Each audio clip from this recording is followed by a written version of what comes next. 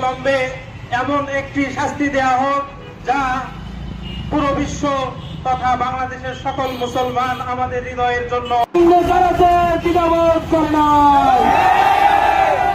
যদি কেউ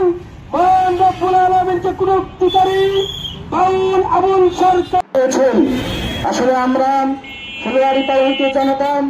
আমরা উদারতা আহ্বান করি এই আবুল সরকারকে শুধু গ্রেফতার করলেই হবে না, সরকারের দুই কালে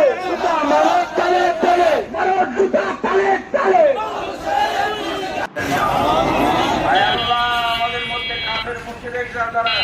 ইসলামের বিরুদ্ধে কোরআনের বিরুদ্ধে আছে আল্লাহ তাদেরকে আপনি শাস্তি দিন।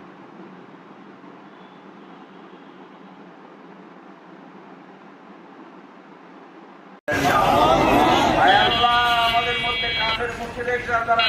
ইসলামের বিরুদ্ধে কোরআনের বিরুদ্ধে আছে আল্লাহ তাদেরকে আপনি শাস্তি দিন।